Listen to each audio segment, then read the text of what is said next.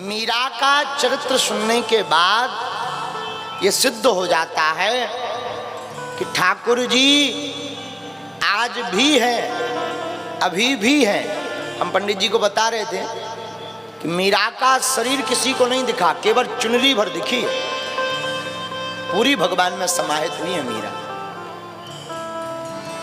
ठाकुर जी में 7 शरीर समाहित हुई हैं, केवल चुनरी भर मिली मीरा का, शरीर नहीं मिला। और भक्तों का तो शरीर प्राप्त भया है, अन्न अन्न, पर मीरा का जो चरित्र है आप पढ़िएगा, मीरा तो सीधी पूरी 7 शरीर ठाकुर जी में समाहित हुई है। इसलिए मीरा की अद्भुत महिमा, लेकिन मीरा के वियोग की महिमा, भागवत वियोग का ही विषय है, गीता योग का विषय है, रामायण संयोग का विषय है, लेकिन भागवत वियोग का विषय है। गीता में योग की चर्चा है, रामचरितमानस में संयोगात्मक विषय है, संयोग की चर्चा है, लेकिन भागवत में तो प्रारंभ से अंत तक, क्योंकि भागवत भक्तों का विषय है और भक्तों को वियोग के अलावा हाथ कुछ लगता भी नहीं। वियोग के अलावा क्या लगेगा, रोने के अलावा क्या लगेगा? प्रेम में रोना ही पूजा है, प्रेम की पूर्णता भी रोना है, प्रेम का निखार भी रोना है। मतलब जिससे मोहब्बत है और आंसू नहीं बह रहे, अधूरा है। और अगर आंखों से आंसू बह रहे हैं तो समझ जाइए आप प्रेम की तरफ बढ़ रहे हैं। भक्त तो रोते हैं ठाकुर की याद में। ऐसा ही चरित्र हम कल श्रवण कर रहे थे भगवान के अवतरण महोत्सव का। कल की कथा में भगवान प्रकट भये हैं। प्रकट कहाँ भये हैं? देखो ठाकुर जी कितने टेढ़े हैं। बताओ, अवतार लिया जेल खाने में। अच्छा, अवतार जेल खाने में लिया, कम से कम यहाँ बधाई तो बजने दो, लेकिन नहीं, अवतार जेल खाने में, बधाई गोकुल में। इतने टेढ़े कोई हो सका? इनका तो नाम ही टेढ़ा है। तुम नाम पढ़ो कृष्ण, हमारे राम जी एकदम सीधे राम, सीधा सा नाम है राम, सीधा नाम राम। इनका टेढ़ो ही टेढ़ो। ये खड़े भी होते हैं तो सीधे नहीं होते, पांव के ऊपर पांव रखे, कमर कहूं जा रही, सिर कहूं लटकाएं, टेढ़ो मुंह करें, फिर बंसी बजा रहे। ये तो खड़े ही टेढ़े होते। अच्छा ठीक है, इनका नाम भर टेढ़ा नहीं, नाम के अंदर भी टेढ़ापन है। कृष्ण, और कृष्ण के नीचे भी टेढ़ापन है, जो रकार है वो भी टेढ़ा। अच्छा उसको क्या कहते हैं? उसको गांव की भाषा में बंसी कहते हैं, बंसी। वो जो मछली पकड़ने वाले होते हैं, वो एक कांटा लिए रहते, उसे गांव वाले मछली पकड़ने वाले को भी बंसी कहते हैं।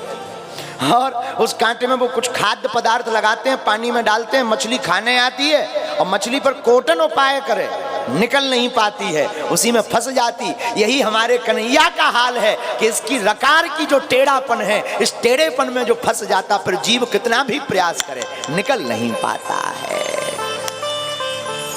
ये हमारे ठाकुर जी का भी स्वभाव है। इसीलिए तो अच्छा देखो, अवतार का जेल में प्रकट काम है, भय प्रगट कृपाला दीन दयाला यशुमति के हितकारी। भय प्रगट कृपाला दीन दयाला यशुमति के हित का। प्रकट अवतार लिया जेल खाने में। बधाई कहाँ? बोले बधाई बजी गोकुल में। नंदा स्वात्मज उत्पन्न, नंद के घर। अच्छा नंद बाबा के घर क्यों? देखो ठाकुर जी आते वही हैं जहां प्यास होती है। एक महात्मा कहते थे, बड़े हंस करके कहते थे, बोले सुनो भाई, भगवान को बुलाना है तो प्यास बढ़ाओ, प्यास। प्यास नहीं होगी तो भगवान नहीं आएंगे। तो बाकी लोगों के घर पे प्यास नहीं है क्या? बाकी भक्तों के हृदय में प्यास नहीं है? बोले है तो, लेकिन जिसके अंदर नंद बाबा जैसी और यशोदा जैसी प्यास जग जाती है, गोविंद उन्हीं के घर दौड़े चले आते हैं। 80 साल के डुकरा हो गए, एक भी संतान नहीं भाई। 80 साल के डुकरा नंद बाबा, एक भी संतान नहीं। कुछ महात्मा घर पर आए, नंद बाबा ने चकाचक रबड़ी मालपुआ खवाए। सोई महात्मा पेट पे हाथ धर के बोले जय हो बाबा, दूधो नहा पूतो फलो। सोई नंद बाबा हाथ जोड़ के बोले महाराज दूधों तो खूब नहा रहे, पर पूत है ही नहीं है, कहां से फलिए? जब पूत ही नहीं है तो फल है कहां से? महात्मा बोले हे महाराज एक भी पूत नहीं। महाराज होता तो काय को मना करते, सेवा में न डाल देते आपके चरणन में। अच्छा बाबा तो चिंता मत करो, तुम तो चकाचक रोज हमें रबड़ी मालपुआ खिलाओ, अब जब तक तुम्हारे घर पर पूत नहीं हो जाएगा तब तक हम यहीं पर माला का जाप करेंगे। नंद बाबा बोले सुनो महाराज, भगवान की कृपा है, मालपुआ की रबड़ी की कोई कमी नहीं है, लेकिन ऐसा ना हो कि तुम 2-3 साल खूब डकारो हो एक छूना, आफत हो जाएगी महाराज। महात्मा बोले संतों की वाणी असफल नहीं जाती है, आप तो चकाचक पवाओ। महात्मा बढ़िया अनुष्ठान करने लगे, गोपाल सहस्त्र नाम का पाठ करने लगे। महात्मा विराजमान हो गए, भगवान की दया भई हुआ तो संतों की वाणी कभी व्यर्थ नहीं जाती। जाओ तुम्हारे घर पर लाला होगा, और संतों की यही वाणी का प्रत्यक्ष प्रमाण है, हुई तो लाली पर लाली भी लाला हो गई है? ये संतों की वाणी का प्रभाव है। संत जो कह देंगे। हम कल किसी को पढ़ रहे थे, वो बहुत अच्छी बात कह रहे थे। एक महापुरुष लिखे थे अपनी किताब में, बोले सुनो गुरु की वाणी पर कोई किंतु परंतु नहीं करना चाहिए, गुरु पर भरोसा इतना रखना चाहिए कि गुरु जो कह दें वो होगा, देर भले ही लगे।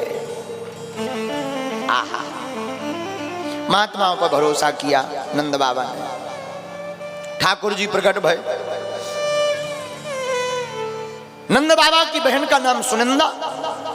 महात्माओं ने अनुष्ठान किया तो नंद बाबा को भी मंत्र दे दिया, बाबा तुम भी मंत्र का जाप करो।